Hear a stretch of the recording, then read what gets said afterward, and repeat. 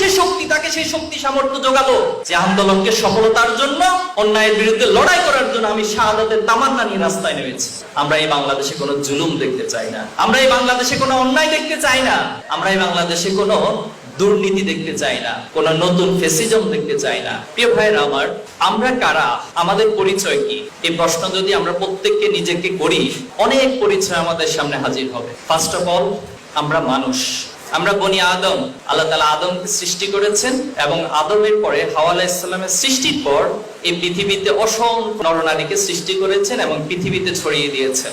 এখন যদি বলা হয় যে মানুষ সৃষ্টির প্রধানতম উদ্দেশ্য কি ছিল, দুইটা উদ্দেশ্যে এসে সেটা বড় আকারে সে পরিচয়টা বহন করে। আল্লাহ তাআলা আমাদেরকে সৃষ্টির আগে বলেছেন, ইন্নী জাইলুন ফিল আরদি খলিফা, আমি আমার প্রতিনিধি পাঠাতে চাই।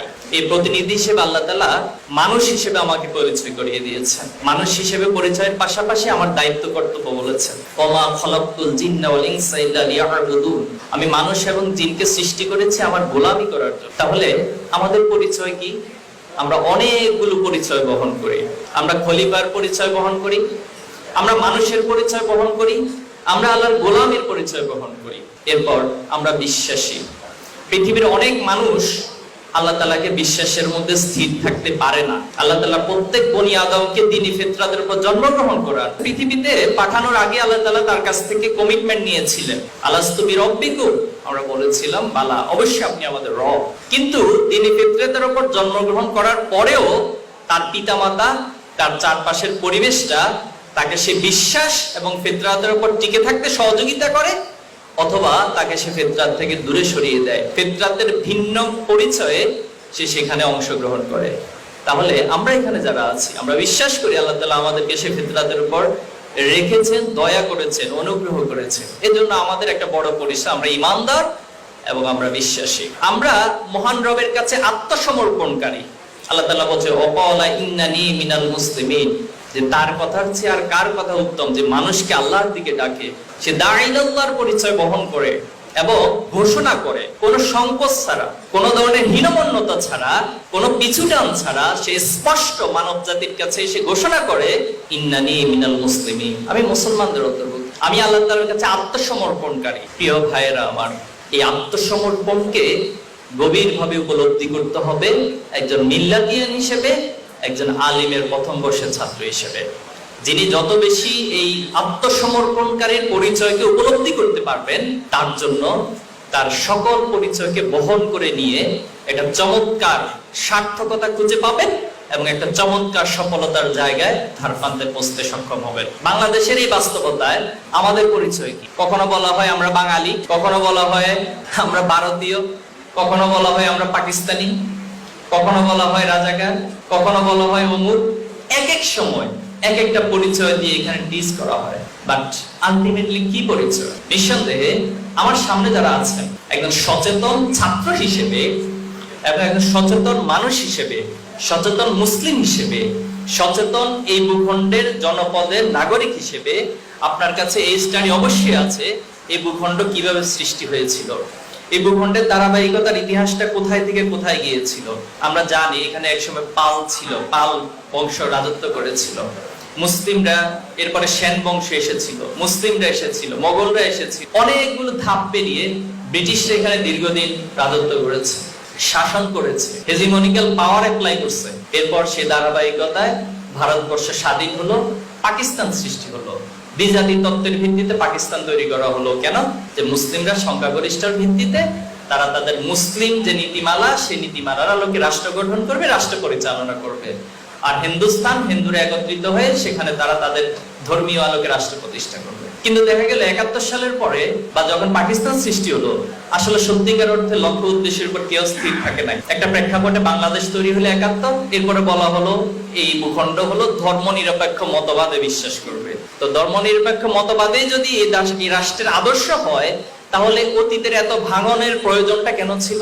এই রাষ্ট্র সমাজতন্ত্রের ভিত্তিতে প্রতিষ্ঠিত হবে, তাহলে কেন আপনি দ্বিজাতি তত্ত্বের ভিত্তিতে মুসলিম এবং হিন্দুদেরকে আলাদা করার প্রয়োজন হলো? এই ভূখণ্ডের জাতিসত্তার পরিচয়টা আমাদেরকে খুব ভালো করে বুঝতে হবে, উপলব্ধি করতে হবে। আমরা যদি মোটা দাগে এটার কনক্লুশনে যাই যে এই ভূখণ্ডে আমাদের পরিচয় কি, আমরা বাংলা ভাষায় কথা বলি, এজন্য আমাদেরকে বাঙালিও বলতে পারেন, অথবা বাংলাদেশের ভূখণ্ডের মানচিত্রের আলোকে আমাদেরকে বাংলাদেশি বলতে পারেন, কিন্তু তার সাথে একটা শব্দকে আপনি কখনোই আলাদা করতে পারেন না যে এই ভূখণ্ডে আমরা বাংলাদেশি মুসলিম অথবা আমরা বাঙালি মুসলিম। এই পরিচয়টা মিল্লাতের এখানে যারা আছেন, মিল্লাতের প্রতিষ্ঠার উদ্দেশ্যের সাথে এই পরিচয় জড়িত আছে। যদি আপনি সেটি ভালো করে বুঝতে পারেন, উপলব্ধি করতে পারেন, এবং এটাই আগামী দিনের এই ভূখণ্ডের যে চাহিদা, এই ভূখণ্ডের মানুষ সত্যিকার অর্থে যা চায় তা কখনোই তারা পায় নাই। কারণ হচ্ছে আমরা জাতীয়ভাবে আদর্শকে মানুষের কাছে পরিচয় করতে পারি নাই। একটা জগা খিচুড়ি, একটা যৌগিক, একটা মিশ্র আদর্শ এখানে বারবার উপস্থাপন করা হয়েছে। প্রিয় ভাইরা আমার, এজন্য আমাদের কি পরিচয়, আমি প্রশ্নটা করেছিলাম আমাদের কি পরিচয়? আমাদের অনেক অনেক পরিচয়। এই সবগুলো পরিচয়ের দায়িত্ব কর্তব্য অনুধাবন করা মিল্লাতের নবীন ভাইদের একটা বড় দায়িত্ব কর্তব্য হবে। প্রিয় ভাইয়েরা আমার, আসেন, সম্প্রতি যে আন্দোলনটা হয়ে গেছে, আপনারা আন্দোলনে অংশগ্রহণ করেছেন? সামনে থেকে না পিছন থেকে? ফেসবুকে বসে না রাস্তায় নেমে? গুড। তাহলে ফেসবুকেও ছিলেন, রাস্তায়ও ছিলেন, সামনেও ছিলেন, পিছনেও ছিলেন, সব জায়গায় ছিলেন। এই আন্দোলনটা কার? এই আন্দোলনটা কার? সবার। বলেন, এই আন্দোলনটা কার?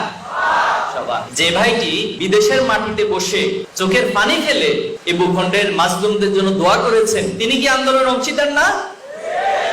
যে ভাইটা রাতের গভীরে হঠাৎ চিন্তা এসেছে এই আন্দোলনের কৌশল কি হবে, তিনি ঘুম থেকে উঠে জুম অনলাইনে মিটিং এ বসে গেছেন যে আসেন আমরা একটু আলোচনা করি আমাদের পরশু দিনের কর্মসূচি কি হবে, তিনি কি আন্দোলনের অংশীদার না?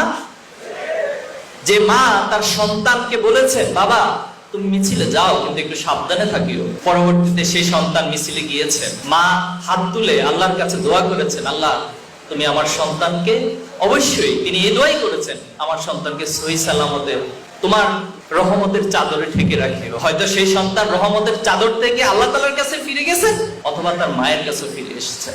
তাহলে সে মায়ের কি অবদান নেই? তাহলে প্রিয় ভাইরা, এই আন্দোলনে সবার অবদান। যিনি বলেছেন পানি লাগবে, পানি, তার যেমন অবদান রয়েছে, আবু সাইদের যেমন অবদান রয়েছে, পঙ্গু হাসপাতালে যান, ঢাকা মেডিকেল কলেজে যান, অসংখ্য ভাইকে খুঁজে পাবেন এখনো বিছানার সাথে তারা কাতরাচ্ছে।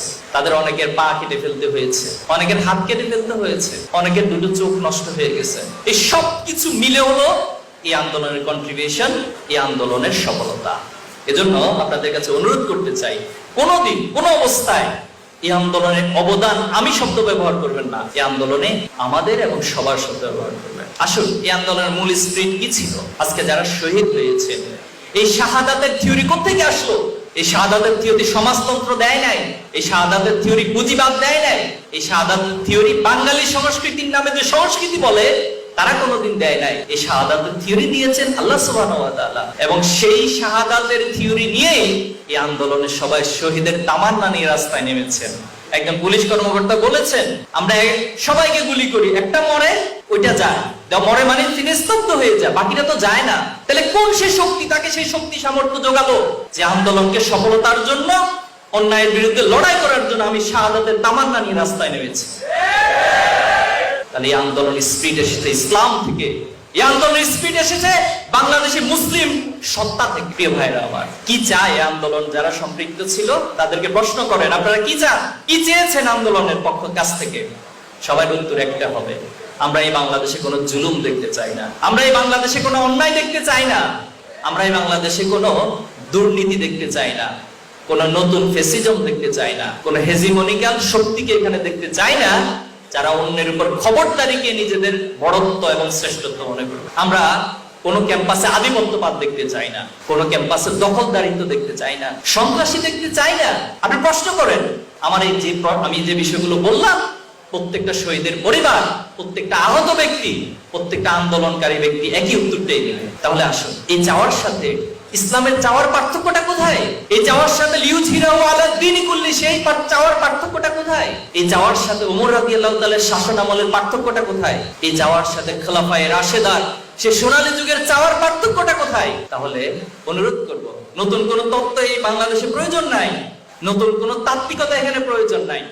ইসলাম যে সুমহান আদর্শ বলেছে, যা সেই আদর্শ নিয়ে আন্দোলনের প্রত্যেকটা অংশীদার অংশগ্রহণ করেছে এবং এই আন্দোলনের সফলতাকে তারা সেখানেই দেখতে চায়। প্রিয় ভাইয়েরা আমার, আপনারা কি এই চাওয়ার সাথে সম্মিলিতভাবে একমত হতে পেরেছেন?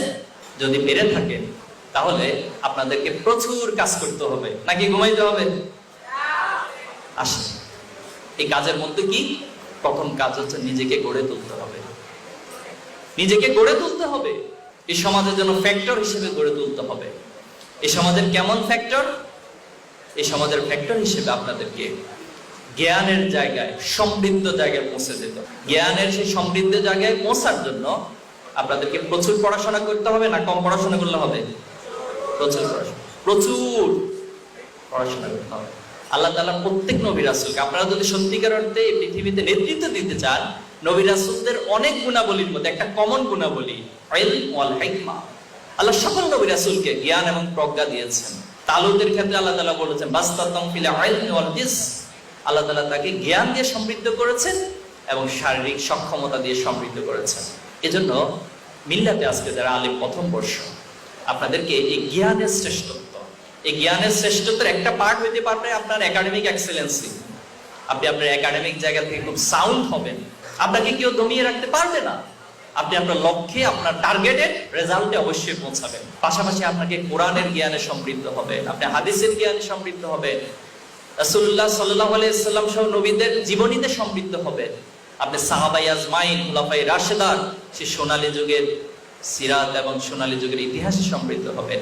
এই সব কিছু জেনে আপনি আগামী দিনকে রিড করতে পারবেন। 2026 সালের বাংলাদেশের গতি প্রকৃতি কোথায় যাবে, বাংলাদেশের ক্যাম্পাসের পরিস্থিতি কি হবে, বাংলাদেশের ছাত্রদের মনস্তাত্ত্বিকতা কি হবে, মিল্লাতের প্রতিটি ভাইকে সেই উপলব্ধি এখন থেকে সে ভবিষ্যৎ দূরদর্শিতা দেখতে হবে। প্রিয় ভাইয়েরা, এই একাডেমিক এক্সেলেন্সির পাশাপাশি মৌলিক মানবীয় যে গুণাবলী মাওলানা মদিউর রহমতুল্লাহ ইসলামী আন্দোলন নৈতিক ভিত্তি বই চমৎকার ভাবে আলোচনা করেছেন। আপনি যদি সত্যিকার অর্থে পৃথিবীকে নেতৃত্ব দিতে চান, আপনার ভিতরে মৌলিক মানবীয় গুণাবলী অনেক হাই থাকতে হবে, অনেক উপরে থাকতে হবে। এজন্য মৌলিক মানবীয় গুণাবলীর কি কি গুণাবলী রয়েছে, উপাদান রয়েছে? আপনাকে সাহসী হইতে হবে, নির্ভীক হইতে হবে, আপনাকে স্বপ্নদ্রষ্টা হইতে হবে, স্বপ্নের পথে অবিচল থাকতে হবে, দূরদর্শী হইতে হবে। এরপরে সে মৌলিক মানবীয় গুণাবলীর সাথে আপনি যদি আপনার ভদ্রতা গুণাবলী, যেটাকে আমরা চারিত্রিক মাধুর্যতা বলছি, উদার হৃদয়, আপনাকে উদার হৃদয়ের অধিকারী হইতে হবে। বড়দেরকে সম্মান করার মতো মানসিকতা থাকতে হবে, সত্যকে সত্য বলার মতো মানসিকতা থাকতে হবে, অন্যায়কে অন্যায় বলার মতো মানসিকতা থাকতে হবে, ছোটদেরকে স্নেহ করতে হবে, পিতামাতার প্রতি হক আদায় করতে হবে, আত্মীয় স্বজনের প্রতি হক আদায় করতে হবে এবং অপরকে অগ্রাধিকার দেওয়ার, অপরকে তার যোগ্য জায়গা অগ্রাধিকার দেওয়ার মানসিকতা থাকতে হবে। তাহলে আপনি আপনার সেই নেতৃত্বকে স্থায়ী জায়গায় পৌঁছাতে পারবেন। আর এই সব একাডেমিক যোগ্যতা, মৌলিক মানবীয় গুণাবলী, ভদ্রতা গুণের সাথে আপনি যদি ইসলাম, যেটা আপনার পরিচয়, আপনার মৌলিকত্ব, আপনি ঈমানদার, আপনি মুসলিম, সেই ইসলামের নৈতিকতাকে জুড়ে দিতে পারেন তাকওয়া এবং ইহসানের লেভেল দিয়ে, পরিপূর্ণতা দিয়ে, তাহলে মনে রাখবেন আপনার এই দুনিয়ার অর্জন, দুনিয়ার শ্রেষ্ঠত্ব, দুনিয়ার লিউজহিরাহু আলা দ্বীনি কুল্লিহি বাস্তবায়নের একজন অগ্রসৈনিক হিসেবে আপনার এই অর্জন শুধু দুনিয়াতে সীমাবদ্ধ থাকবে না, সেটা আখিরাত পর্যন্ত পৌঁছে যাবে, যেটাকে আমরা বলছি জান্নাতুন তাজরি মিন তাহতিহাল আনহার খালিদিনা ফিহা। আর এটাকে আল্লাহ তাআলা বলছেন ফাওজান আযীমান ফাওজান কাবীরা। এখন প্রিয় ভাইয়েরা, এই তাকওয়ার লেভেলটা যদি কোনো কারণে আপনি বিচ্যুত হন, পিছলিয়ে পড়ে যান তাকওয়া থেকে, তাহলে মনে রাখবেন আপনার আগের সকল অর্জনগুলো দুনিয়ার মধ্যে সীমাবদ্ধ হয়ে যাবে। এখন আসেন, এই তাকওয়ার, আল্লাহর ভয়টা আমরা কেন করব, কি জন্য করব? আল্লাহকে যদি ভয় আপনি না করেন, আপনি আপনার অস্তিত্বকে অস্বীকার করবেন। আল্লাহকে যদি ভয় না করেন, আপনি যদি আল্লাহর ভয়ের বাইরে স্বাধীনতা উপলব্ধি করতে চান, আপনি আসলে স্বাধীনতার সংজ্ঞাই বুঝেন না, স্বাধীনতার অস্তিত্বই আপনি ফিল করেন না। এজন্য প্রিয় ভাইরা, আল্লাহর ভয়কে লালন করা দুনিয়ার কোনো মানুষ দেখেন। আপনার শিক্ষক আপনাকে সারাদিন পাহারা দিয়ে রাখা সম্ভব না, আপনার পিতামাতা আপনাকে সারাদিন পাহারা দিয়ে রাখা সম্ভব না, আপনার দায়িত্বশীল আপনাকে সারাদিন পাহারা দিয়ে রাখা সম্ভব না। তাহলে একটি অনুভূতি, তাকওয়ার অনুভূতি আপনাকে পাহারা দিয়ে রাখতে পারে। সেই অনুভূতিটা কিভাবে নিবেন? সেই অনুভূতিটা কোরআন থেকে নিবেন। আল্লাহ তাআলা বলছেন কিরামান কাতিবিনা ইয়ালামুনা মা তাফআলুন। এই আয়াতের উপর কি আমাদের বিশ্বাস আছে? যদি থেকে থাকে মনে রাখবেন আপনার ছোট বড়, দৃশ্য অদৃশ্য, গোপন প্রকাশ্য সবকিছু কিরামান কাতিবিন লিপিবদ্ধ করতেছেন। এবং এই লিপিবদ্ধ কিতাবটাই কাল কিয়ামতের দিন আল্লাহ তাআলা আমাকে, আপনাকে, আমাদেরকে পড়তে দিবেন। বলবেন পড়ো, ইকরা কিতাবাকা কাফা বিনাফসিকা আল ইয়াউমা আলাইকা হাসিবা। আজকে তুমি তোমার হিসাব গ্রহণের জন্য যথেষ্ট। সেদিন সেই কিতাব থেকে ছোট বড় কোনো একটা কাজও বাদ পড়বে না। এরপরে আমরা মানুষ হিসেবে আমাদের মানবীয় কিছু বৈশিষ্ট্য হিসেবে নিজেকে ডিফেন্স করার চেষ্টা করব। সেদিন আল্লাহ তাআলা সূরা ইয়াসিনের একটি আয়াত দ্বারা সেই কথাকে খণ্ডন করছেন, আল ইয়াউমা নাখতিমু আলা আফওয়াহিহিম ওয়া তুকাল্লিমুনা আইদিহিম ওয়া তাশহাদু আরজুলুহুম বিমা কানু ইয়াকসিবুন। আজকে তোমার হাত কথা বলবে, তোমার মুখমণ্ডল স্টপ। তুমি অনেক জীবনে নিজেকে ডিফেন্স করছো, নিজের পক্ষে কথা বলছো, আজকে তুমি আমার কিরামান কাতিবিনকে অস্বীকার করতেছো। এখন তোমার হাত পা কথা বলা শুরু করবে। তুমি গোপনে প্রকাশ্যে কখন কোন অবস্থায় কি কাজটা করেছো, কোন বিষয়টা তুমি আল্লাহকে ভয় করে করেছো, কোন সিদ্ধান্তটা তুমি আল্লাহকে ভয় করে করেছো অথবা শয়তানের প্ররোচনায় পড়ে করেছো, আজকে সবকিছু স্পষ্ট হয়ে যাবে। প্রিয় ভাইরা, আমরা যদি আমাদের দুনিয়ার এত এত অর্জনের পাশে আল্লাহর ভয়টাকে জুড়ে দিতে পারি, নিজের ঈমানকে আল্লাহর সাথে জুড়ে দিতে পারি, তাহলে মনে রাখবেন আমাদের এই অর্জন দুনিয়ার প্রান্ত পেরিয়ে রব্বানা আতিনা ফিদ দুনিয়া হাসানা ওয়া ফিল আখিরাতি হাসানা ওয়া কিনা আযাবান্নার, এবং সেই আলটিমেট বিজয় পর্যন্ত পৌঁছে যাবে। ইসলামী ছাত্র শিবির আপনাদের জন্য কি করবে? ইসলামী ছাত্র শিবির এই অর্জনের পথে কি করতে পারে? ইসলামী ছাত্র শিবির আপনাকে একটি চমৎকার গাইডলাইন দিতে পারে, আপনার জন্য পাহারাদার হইতে পারে, যে আপনি আপনার এই দুনিয়া আখিরাতের অর্জনের জন্য যে পথে হাঁটবেন, যদি কোনো কারণে আপনাকে যুইয়িনা লিন-নাস হুব্বুশ শাহওয়াতি মিনান নিসা ওয়াল বানিন, দুনিয়ার এই শাহওয়াতগুলো, মোহগুলো যদি আপনাকে ডানে বামে টেনে নিতে চলে যেতে চায়, ইসলামী ছাত্র শিবির আপনাকে পিছন থেকে টেনে ধরবে, ডান দিক থেকে টেনে ধরবে। না ভাই, আপনার রাস্তা তো ডানে বামে না, আপনার রাস্তা তো সোজা, সিরাতুল মুস্তাকিম, আপনি সেই পথে হাঁটতে হবে।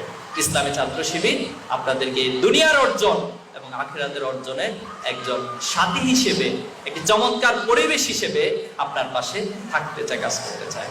আল্লাহ তাআলা আমাদেরকে কবুল করুক। যাদের চিন্তা থেকে মিল্লাত সৃষ্টি হয়েছে, আমরা তাদের জন্য দোয়া করছি এবং বলতে চাই যে পৃথিবীর বাংলাদেশের বাইরে যেখানে যাই, আমরা আশা করি আগামী দিনে এই রাষ্ট্র পরিচালনার জন্য, এই সমাজকে সত্যিকার অর্থে খুলাফায়ে রাশেদার মতো একটা ফ্লেভার দেওয়ার জন্য আজকে আমার সামনে যারা আছেন তারাই তৈরি হবেন ইনশাআল্লাহ।